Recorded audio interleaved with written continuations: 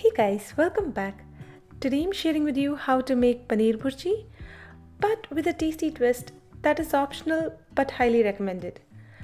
Because in today's recipe, I'm using a spice that is not uncommon, but certainly unexpected in a Bhurji. Though, like I said, it's totally optional. You can just make the base version and omit this spice. Though, trust me, once you try it, you'll always want to add it in your Bhurji. So, let's get started. Here are the ingredients you'll need. 400 grams of paneer. You can either use this kind of block of store-bought paneer for convenience, or if you have homemade paneer available, use that, as fresh homemade paneer is always best for bhurji. Then 3 tablespoons of oil, half a teaspoon of cumin seeds, 2 tablespoons ginger garlic paste, 2 chopped green chilies, 1 cup of chopped onions, and 3/4 cup of chopped tomatoes. And then for the base spices you need a teaspoon each of red chili powder, garam masala powder and coriander powder, half a teaspoon of cumin powder and 1/4 teaspoon of haldi powder and a teaspoon of salt. And then the special spice to give this bhurji a tasty twist is pav bhaji masala. Yes, you heard that right. Just take a leap of faith with this. Try it and you'll love it. You can add 1 to 2 teaspoons of pav bhaji masala. I always go with 2, though I've tried a few other variations which I've shared in the written recipe linked below. And finally you need 1/4 to half a cup of chopped coriander leaves to garnish. If you're using a block of paneer like this, start with grating it to get grated or crumbled paneer. 400 grams is roughly equal to 4 cups of crumbled paneer, maybe a little less than 4 cups.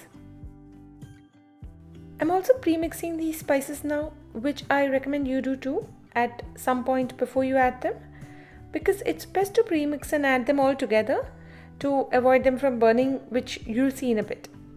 Then in a pan, add 3 tablespoons of oil and lightly heat it up for a couple of minutes. To this, add half a teaspoon of cumin seeds and roast it for a minute or so till it starts crackling. Then add in the 1 cup of chopped onions and a teaspoon of salt and saute till the onions start turning light golden brown. They don't need to be totally brown, light brown is enough. This will usually take 7 to 8 minutes. And if you haven't pre-mixed the spices, this is a good time to do it while the onions are getting done. When the onions are done, add in the 2 chopped chilies and 2 tablespoons of ginger garlic paste. Mix it in and saute for 1 to 2 minutes, just until the raw smell of ginger garlic paste goes away.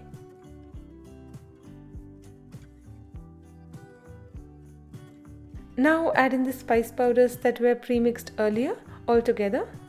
This will help them not get burnt, which might happen if you add them one at a time. This is where pre-mixing them really helps. Here you can also lower the flame a bit and also add in a splash of water to avoid the spices from burning. Lightly roast the spices for about 30 to 60 seconds. Then add in 3/4 cup of chopped tomatoes and saute for about 2 minutes or so till the tomatoes cook down a bit.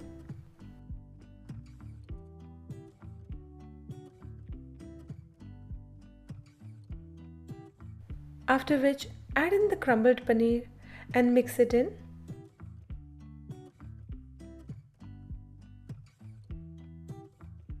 And cook for about 2 to 3 minutes till the paneer starts melting down a bit. Then finally garnish with 1/4 to half a cup of freshly chopped coriander leaves.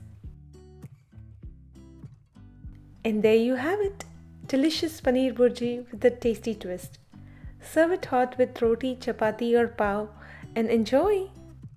For the written and printable version of this recipe, check the link in the description box below.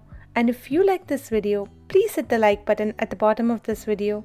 It really helps me out. And subscribe if you haven't already. Until I see you again, happy cooking!